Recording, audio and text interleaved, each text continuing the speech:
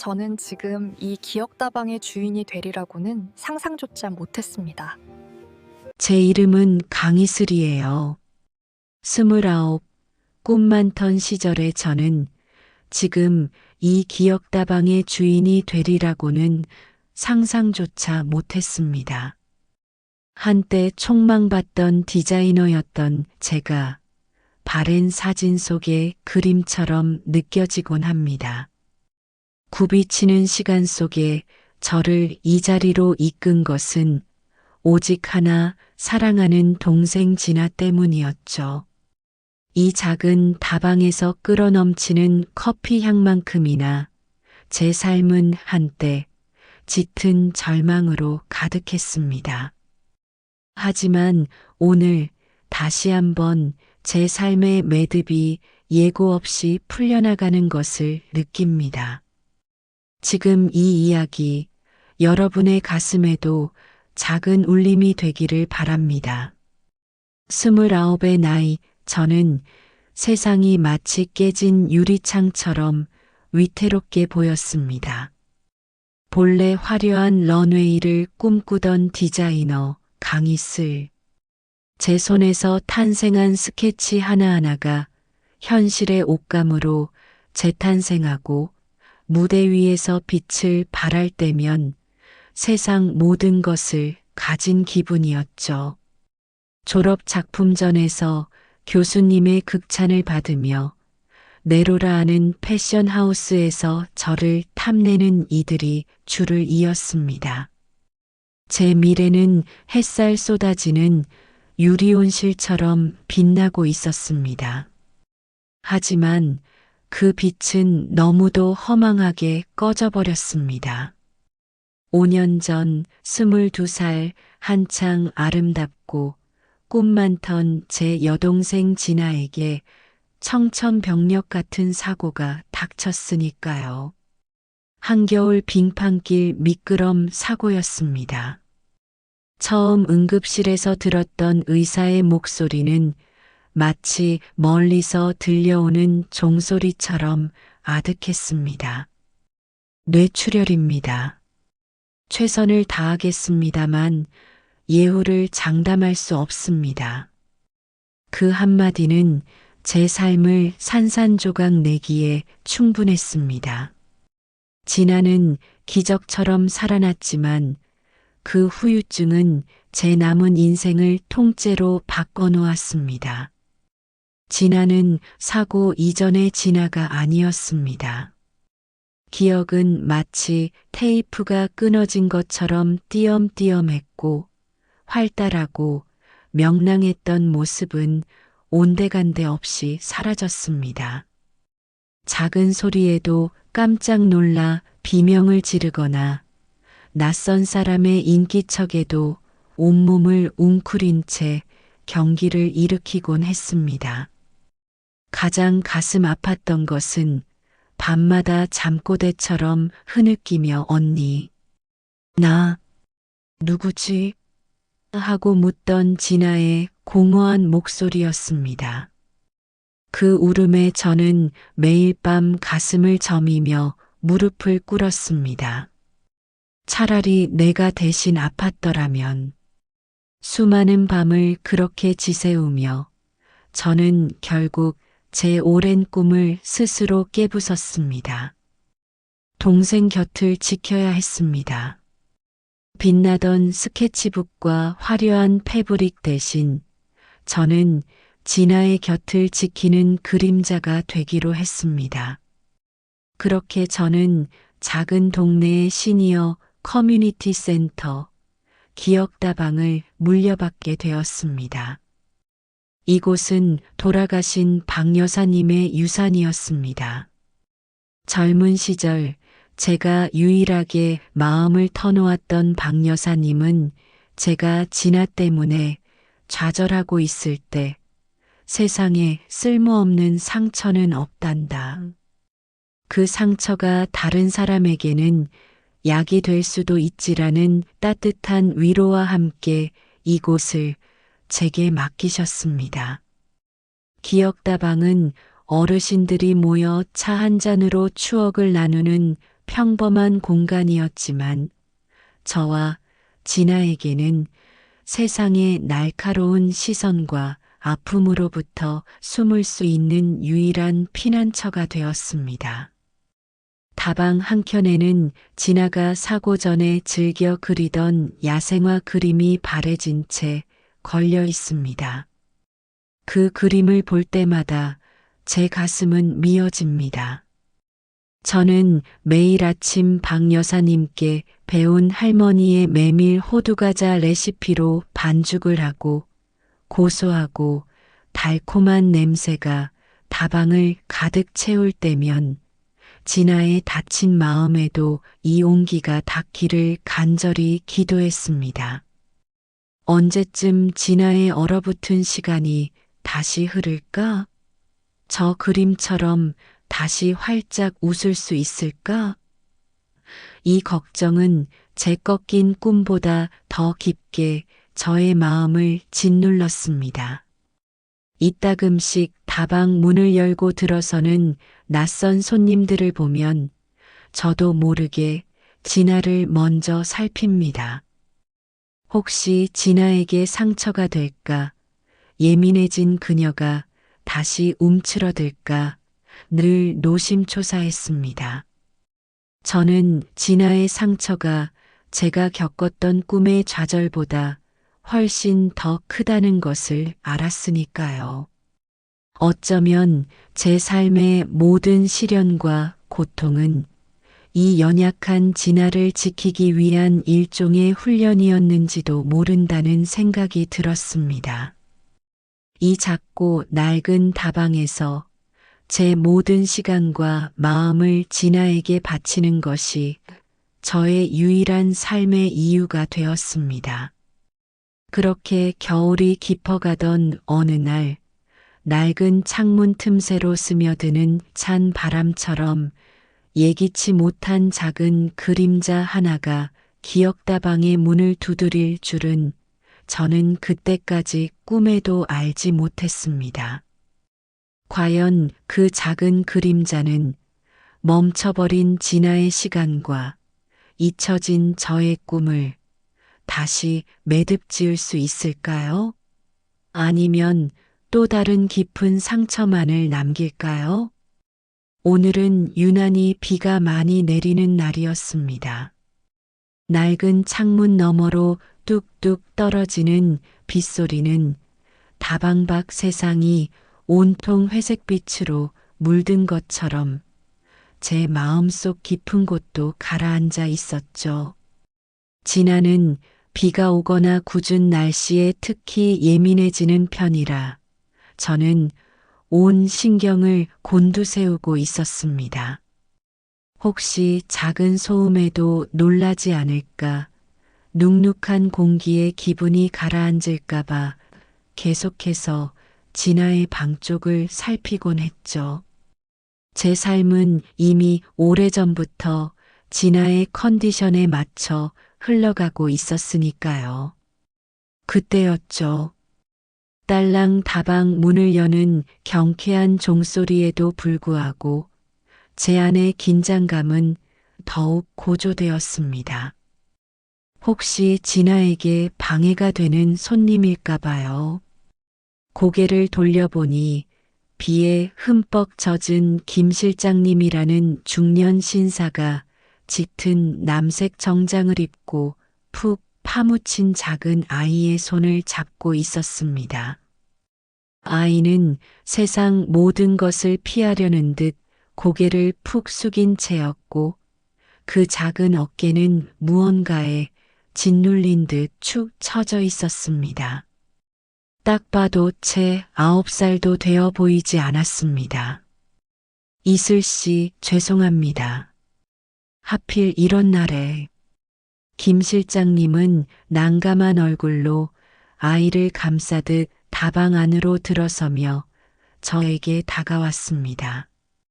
그는 빗물을 털어내느라 허둥지둥하면서도 아이에게서 눈을 떼지 못했습니다. 회장님 아드님인데 차 안에서 난데없이 여기서 내려야 한다고 해서요. 김 실장님의 설명은 황당했지만 저는 그 속에서 감출 수 없는 그의 피로감과 동시에 아이를 향한 애틋함을 읽어낼 수 있었습니다.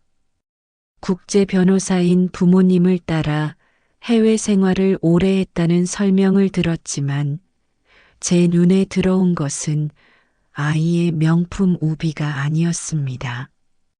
무언가에 쫓기는 듯 세상 모든 것을 경계하는 듯한 그 작은 눈빛과 너무나 축 늘어진 고개자. 5년 전 사고 직후 세상 모든 빛을 잃어버렸던 진아의 모습과 섬뜩할 정도로 닮아 있었던 겁니다. 그 순간 제 마음 깊숙이 차오르는 어떤 낯선 연민과 동시에 아픈 기억이 겹쳐지며 씁쓸한 기분이 들었습니다. 아이의 이름은 서진우. 그는 제 질문에는 일절 답하지 않았습니다. 테이블에 앉아서도 좀처럼 고개를 들지 않았고 세상 모든 소음을 차단하려는 듯 웅크린 모습은 저에게 익숙한 가리고 고통스러운 진아의 그림자였습니다. 김 실장님은 연신 사과하며 곤란한 표정으로 아이를 달래보려 애썼습니다. 진우 도련님, 김 기사 말씀 좀 들어보세요. 배고프죠? 뭐라도 좀 먹어야 힘을 내죠. 하지만 진우는 미동도 하지 않았습니다. 저는 이런 아이를 본능적으로 이해할 수 있을 것만 같았습니다. 진아가 그랬으니까요. 말로 표현할 수 없는 내면의 고통을 외부와의 단절을 통해 드러내는 것이었죠. 그때 저도 모르게 시선이 향한 곳은 바로 창가에 식히고 있던 할머니의 메밀 호두과자였습니다. 진우의 텅 비어 있던 눈동자가 그 순간 아주 미세하게 찰나의 순간이었지만 흔들리는 것을 보았습니다. 그의 작고 여린 콧구멍이 아주 희미하게 마치 잃어버린 무언가를 찾는 것처럼 움직이는 것을 보았죠. 김 실장님은 아마 길을 걷다 이 다방에서 풍겨 나오는 호두과자 냄새가 진우 도련님을 이끈 것 같습니다라고 말했습니다. 냄새? 저는 진아를 떠올렸습니다. 진아도 사고 후 아무것도 먹지 못하고 힘들어할 때 제가 어릴 적 엄마가 만들어주던 꽃잎 차향기를 맡고는 아주 희미하게 미소 지었던 적이 있었죠. 진우에게도 이 메밀 호두과자의 향이 잃어버린 어떤 따뜻한 기억을 불러일으킨 걸까요? 그저 막연한 짐작이었습니다. 하지만 그의 눈빛 속에는 분명 세상의 모든 빛을 거부하면서도 오직 그 호두과자에서만 작은 희망을 발견한 듯한 복잡한 감정들이 뒤섞여 있었습니다. 김 실장님은 제게 따뜻한 차 한 잔과 함께 진우가 먹을 만한 것을 부탁했지만 저는 이미 답을 알고 있었습니다. 그래, 이 아이에게 필요한 건 어쩌면 진아가 그랬던 것처럼 이 따뜻한 호두과자 하나일지도 몰라. 저는 진우를 쳐다보며 저도 모르게 마음속으로 생각했습니다. 그의 손을 잡고 다정한 목소리로 말을 건넬 수는 없었지만 마음속으로는 이미 그에게 다가가고 있었습니다. 이 작은 만남이 저와 진아의 멈춰버린 시간에 어떤 영향을 미칠지 저는 그저 알 수 없는 기대감과 불안감 속에서 진우가 앉은 테이블로 호두과자를 가져다 놓을 뿐이었습니다. 하지만 그때는 상상조차 못했습니다. 이 메밀 호두과자 하나가, 그리고 이 작은 아이가 5년간 꽁꽁 묶여 있던 제 삶과 진아의 비밀스러운 과거의 매듭을 어떻게 풀어나갈지는요. 저는 빗방울이 유리창을 때리는 소리 사이로 진우의 작고 메마른 손에 갓 구운 메밀 호두과자 하나를 조심스럽게 건넸습니다.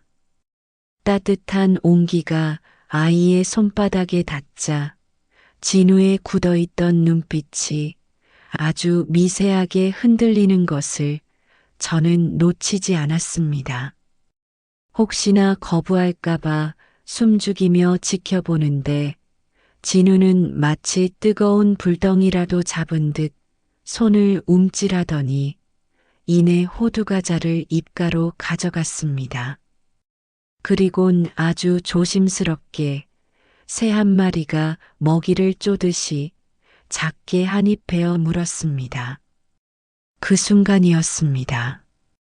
입안 가득 퍼지는 고소한 메밀향과 달콤한 팥향금, 그리고 따뜻한 호두의 풍미에 아이의 창백했던 얼굴에 옅은 홍조가 돌기 시작했습니다.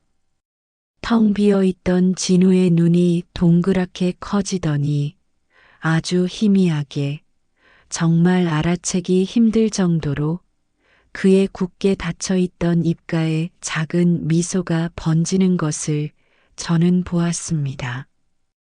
겨울에 얼어붙은 냇물에 작은 금이 가는 것 같은 그런 섬세한 변화였습니다.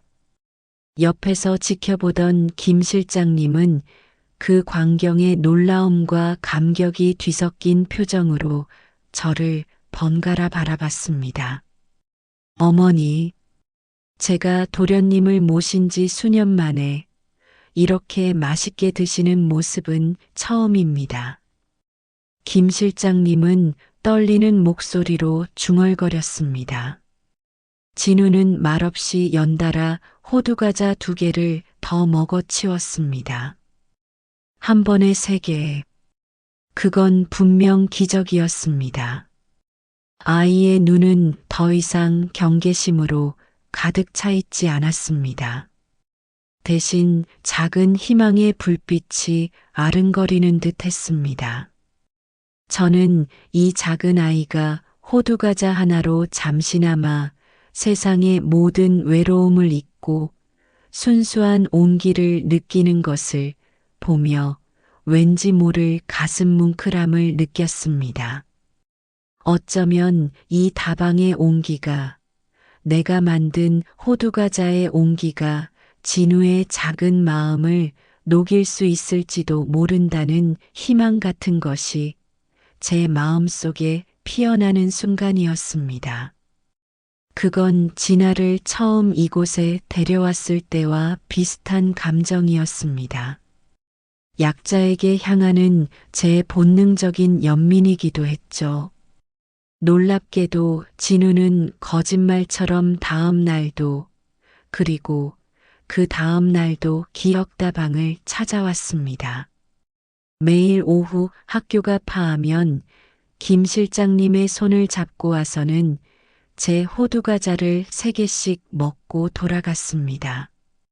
여전히 저에게는 한마디도 하지 않았지만 그가 다방 문을 열고 들어설 때마다 굳게 닫혔던 그의 마음이 제 호두과자를 향해서는 조금씩 열리고 있다는 것을 저는 느낄 수 있었습니다. 제 얼굴을 볼 때마다 그의 눈에는 처음의 경계심 대신 작지만 따뜻한 무언가가 피어오르는 듯 했습니다. 저는 그를 위해 매일 가장 맛있게 구운 호두과자를 따로 챙겨두었습니다. 겉은 바삭하고 속은 부드러운 황금빛 호두과자. 박 여사님께 배운 레시피를 따라 만들면서 저는 진우에게 이 작은 위로가 전해지기를 간절히 바랐습니다. 진우는 제 정성을 알아주는 듯 보였습니다.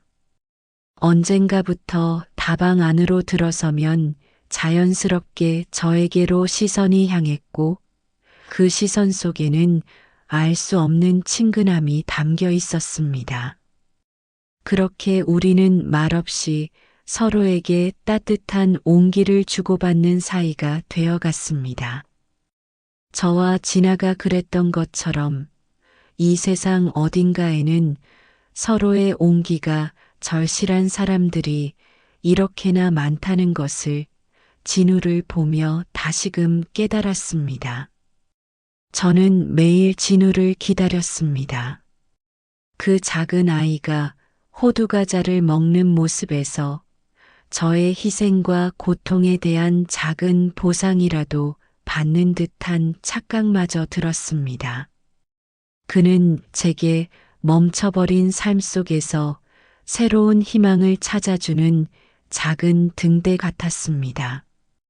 그러던 며칠 전 저를 지탱해 주던 또 하나의 소중한 추억이 사라져 버렸습니다.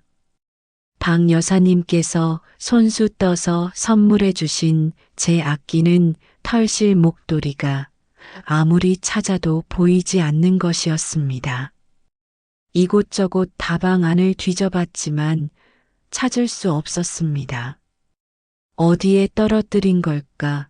아니면 누가 가져간 걸까? 단순한 목도리가 아니었습니다. 제가 꿈을 잃고 헤맬 때 박 여사님께서 저를 위로하며 따뜻한 희망을 전해주셨던 바로 그 따스한 마음이 담긴 목도리였습니다. 진아를 처음 이 다방으로 데려왔을 때도 그 목도리를 진아의 목에 둘러주었었죠. 그 목도리가 없어진 것을 알았을 때 제 마음은 한동안 허전했습니다.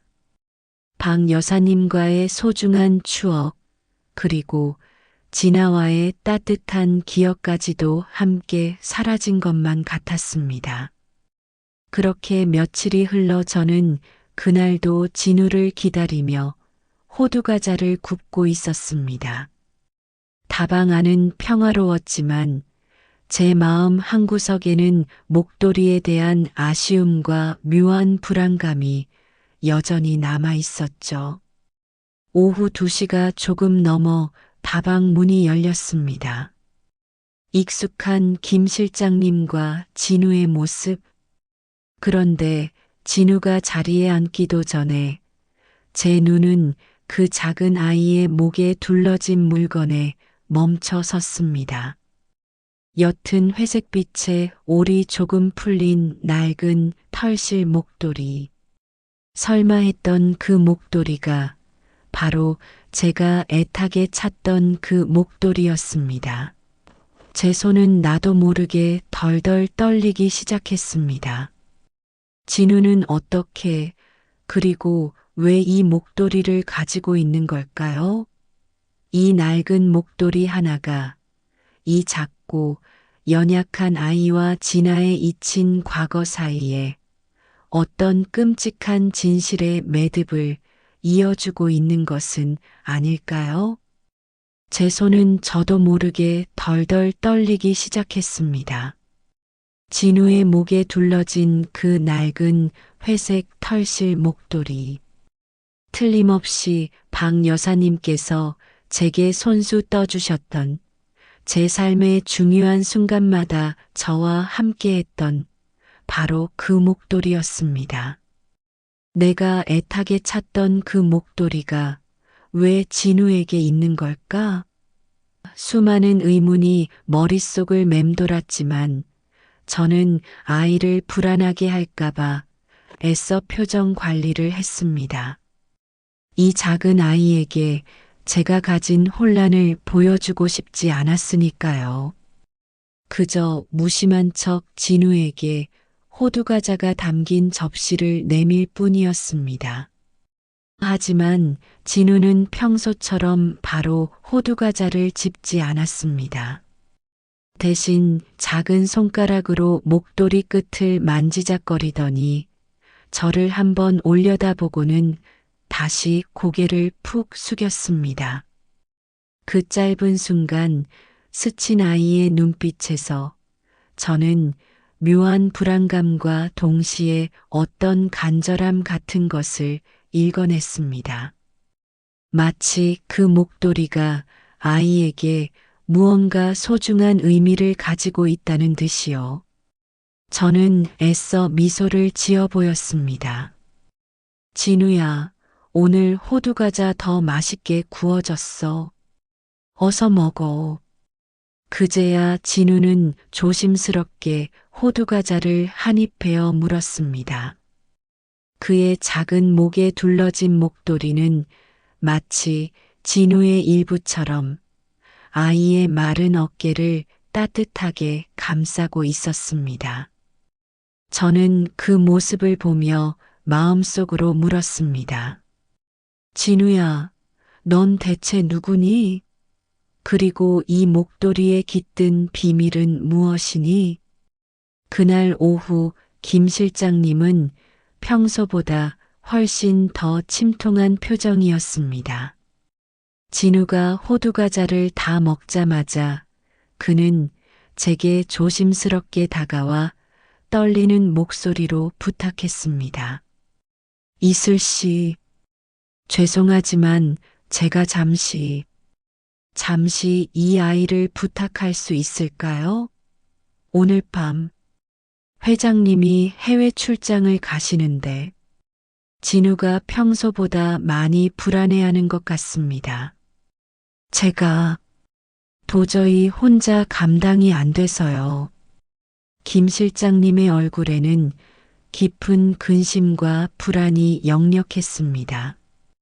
평소 늘 진우를 깎듯이 모시고 칼같이 임무를 수행하던 김 실장님의 이런 모습은 처음이었습니다. 회장님의 부재로 진우가 불안해한다는 단순한 설명으로는 납득하기 힘든 더 깊은 문제가 있다는 직감이 들었습니다. 저는 망설였습니다. 기억다방은 어르신들의 공간이었고 무엇보다 진아가 언제 나올지 모르는 위험이 있었습니다. 하지만 진우의 작고 겁먹은 눈망울을 본 순간 거절할 수 없었습니다. 그 눈빛은 5년 전 사고 후 아무것도 기억하지 못하고 세상을 두려워하던 진아의 그것과 너무나 닮아 있었기 때문입니다. 네, 알겠습니다. 밤새 제가 아이를 돌볼게요. 김 실장님, 너무 걱정 마세요. 결국 저는 김 실장님의 간절한 눈빛에 고개를 끄덕였습니다. 김 실장님이 다방 문을 닫고 나간 후 기억다방은 마치 묘한 정적이 흘렀습니다. 진우는 소파 한켠에 웅크린 채 고개를 들지 못했습니다. 저녁 시간 저는 진우에게 죽을 끓여주었지만 아이는 한 숟갈도 뜨지 못했습니다. 불안함에 이리저리 뒤척이기만 할 뿐이었습니다. 그러다 밤이 깊어지자 진우는 급기야 조용히 흐느끼기 시작했습니다. 소리 없는 울음은 제 마음을 더욱 아프게 했습니다. 이 작은 아이가 감당해야 할 무게는 대체 얼마나 무거운 걸까? 저는 조심스럽게 진우 곁으로 다가가 아이를 꼭 안아주었습니다. 마치 진아를 안아주듯이요. 따뜻한 체온이 진우에게 전해지자 아이는 놀랍도록 빠르게 진정했습니다. 제 품에 깊이 안긴 채 축 처져 있던 진우의 작은 어깨에 힘이 들어가는 것을 느꼈습니다. 그리고 그 순간 진우는 아주 나지막이 마치 꿈꾸듯이 제게 무언가를 속삭였습니다. 엄마, 보고 싶어. 너무 보고 싶어. 이모. 그 작은 목소리는 제 심장을 관통했습니다. 엄마라는 단어는 아이의 외로움을 그대로 전해주는 듯 했죠. 하지만 그 뒤에 따라온 이모라는 단어는 제 머릿속을 스쳐 지나가는 섬광 같았습니다. 이모, 대체 이모가 누구지? 5년 전 진아의 사고, 그리고 그 사고 직전, 진아가 잠시 혼자 해외여행을 다녀왔던 그 시기. 당시 저는 진아의 여행에 대해 자세히 묻지 않았습니다. 그녀가 낯선 곳에서 홀로 잠시나마 휴식을 취하기를 바랐으니까요. 하지만 사고 후 진아는 그 여행에 대한 언급을 극도로 피했습니다. 이상하리만큼 비밀스러웠죠. 그 순간 마치 흐릿했던 퍼즐 조각이 맞춰지는 듯한 섬뜩한 감각이 저를 덮쳤습니다. 이모라는 단어가 뇌리를 강타하자 저는 진아의 모든 과거를 되짚어 보았습니다. 5년 전 진아의 사고, 그리고 박 여사님이 제게 선물했던 목도리가 진우에게 있는 충격적인 사실까지 모든 것이 연결되는 끔찍한 실타래 같았습니다. 저는 제 품에 안겨 잠든 진우의 작고 가냘픈 몸을 바라보았습니다. 설마 이 아이와 진아에게 어떤 믿을 수 없는 비밀이 얽혀 있는 것은 아닐까? 그리고 이 진실의 조각들은 과연 제 삶을 또 어떤 방향으로 뒤흔들게 될까요? 제 품에 안겨 잠든 진우는 작은 체온으로 저를 데우고 있었습니다. 그의 가녀린 몸에서 전해지는 따스함은 저의 심장을 격렬하게 뛰게 만들었습니다. 하지만 그와 동시에 이모라는 단어는 제 뇌리를 떠나지 않고 섬뜩하게 메아리 쳤습니다. 엄마는 알겠는데 이모라니? 대체 누구를 이모라고 부르는 거지? 제 머릿속에서 오랫동안 엉켜있던 실타래가 스르르 풀리는 듯한 불길한 예감이 스쳤습니다. 5년 전 진아의 사고, 뇌출혈 진단, 그리고 그 사고 직전 진아가 홀로 다녀왔던 해외여행. 평소 밝고 쾌활했던 진아가 그 여행에서 돌아온 후 이상하리만큼 비밀스러워졌다는 것. 그리고 사고 후 기억을 잃었지만 유독 그 여행에 대한 언급은 피했다는 것을 저는 떠올렸습니다.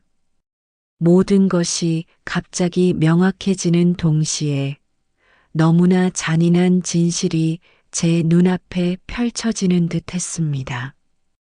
제 시선은 진우의 목에 둘러진 낡은 회색 털실 목도리에 닿았습니다.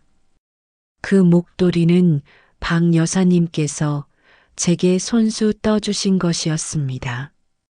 그리고 진아가 사고 전날 추위에 웅크리는 저를 보며 언니, 내가 따뜻하게 해줄게.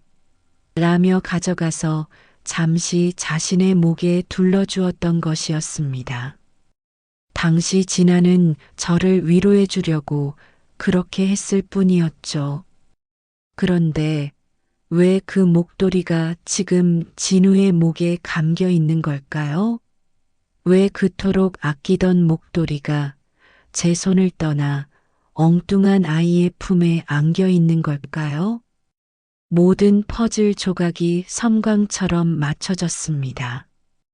해외여행, 비밀스러운 변화, 목도리, 그리고 진우의 이모. 제 동생 진아가 사고 이전의 해외.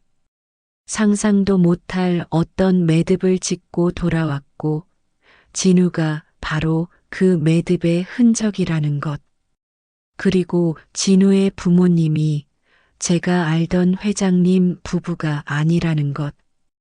이 모든 충격적인 진실들이 소용돌이치며 저의 숨통을 조여왔습니다. 온몸에 피가 식는 듯한 냉혹한 현실에 저는 무릎이 풀려 주저앉고 말았습니다. 분노가 치밀어 올랐습니다. 대체 무슨 일이 있었기에 진아가 저런 비밀을 감춘 채 힘겨운 시간을 보냈고 이제는 이 아이마저 제 곁에 온 걸까요? 그 누구도 알아채지 못했던 진아의 깊은 상처, 그리고 그 상처가 남긴 지울 수 없는 흔적. 하지만 제 품에 안겨 잠든 진우의 작고 따뜻한 손을 잡는 순간 분노는 이내 깊은 연민과 묘한 책임감으로 변했습니다. 이 아이는 이 모든 비극의 가장 작은 희생자였습니다. 마치 제가 모든 꿈을 포기하고 진아를 돌봐왔던 것처럼 이제 이 작고 여린 아이 역시 제가 지켜야 할 가족이 되어버린 것만 같았습니다. 마치 운명의 실이 엉키고 설켜 제 삶의 중심에 진우를 다시 엮어 넣은 것처럼 말입니다. 밤은 깊어가고 밖에서는 비가 그치고 쌀락눈이 내리기 시작했습니다. 기억다방의 희미한 불빛 아래 저는 잠든 진우의 이마에 조용히 입을 맞췄습니다. 이 모든 진실을 알게 된다면 진아는 또다시 큰 충격에 빠질지도 모릅니다. 하지만 지금은 그 무엇보다 이 아이를 지키는 것이 먼저라는 강한 의지가 저를 감쌌습니다. 이 작은 다방, 이 메밀 호두과자, 그리고 이 아이. 이 모든 것이 저를 둘러싼 알 수 없는 운명의 매듭임을 이제야 어렴풋이 느낍니다. 지금 밝혀진 이 작은 단서는 진우와 진아, 그리고 나의 모든 운명을 다시 새롭게 엮어낼 긴 여정의 시작이 될 겁니다. 이 운명의 매듭을 풀기 위해 저는 앞으로 어디까지 나아가야 할까요? 진아는 이 모든 사실을 받아들일 수 있을까요? 그리고 이 길의 끝에서 우리는 과연 어떤 가족의 진짜 모습을 마주하게 될까요? 그리고 몇 년의 시간이 흘렀습니다. 기억다방의 낡은 창문은 여전히 비와 눈, 그리고 햇살을 고스란히 맞아주며 계절의 흐름을 알려주고 있습니다. 다방 안에는 여전히 따뜻한 커피 향과 함께 고소한 메밀 호두과자 냄새가 은은하게 감돌았죠. 변하지 않은 것도 많지만 변한 것은 더 많았습니다. 가장 크게 변한 것은 저의 삶이었습니다. 저는 이제 이모가 아닌 진우의 엄마가 되었습니다. 서진우는 이제 12살의 씩씩한 아이로 자랐습니다. 처음엔 낯선 저를 경계하고 자신의 진짜 부모님에 대한 혼란스러움에 힘들어하기도 했지만 진실을 숨기지 않고 담담히 모든 것을 이야기해준 저의 진심을 받아주었습니다. 진우는 이제 학교 친구들에게 다방 엄마가 끓여준 커피가 최고라고 자랑하는 개구쟁이 초등학생이 되었습니다. 그의 밝은 웃음은 다방의 햇살처럼 빛났고 그럴 때마다 저는 제 삶에 진우가 선물해준 새로운 희를 느끼곤 했습니다. 진아는 여전히 온전한 기억을 되찾지는 못했습니다.